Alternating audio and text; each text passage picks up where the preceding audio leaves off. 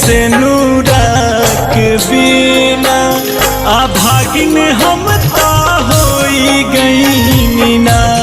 पूजा पाठ रौरी कतही करीना अभागिन हम ता होई गई ना।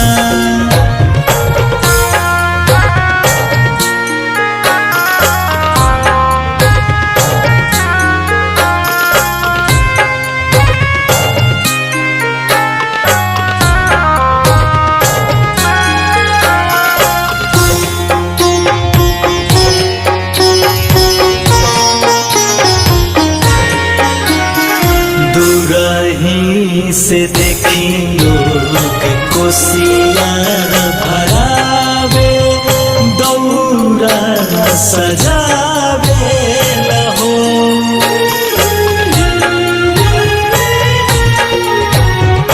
रौरी पूजन के विधानवा में हमके केहू ना बुलावे लहो।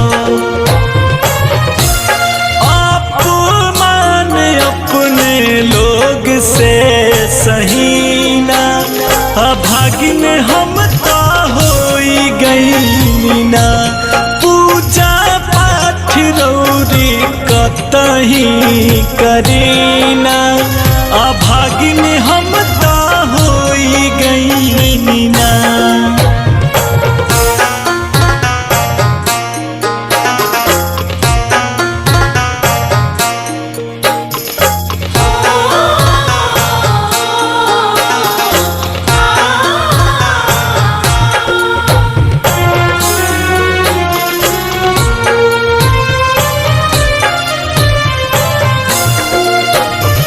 करब न करब नहीं देहब अरघिया कबो अब तोहार हो।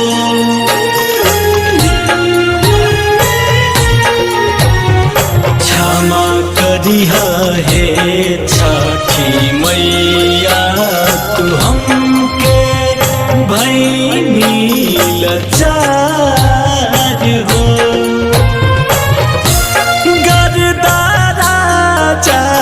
के ताना सहीना अभागिन हम ता होई गई ना।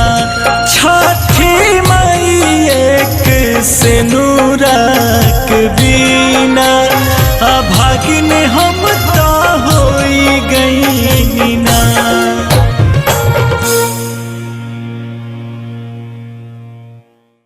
से नूरा के बिना अभागिन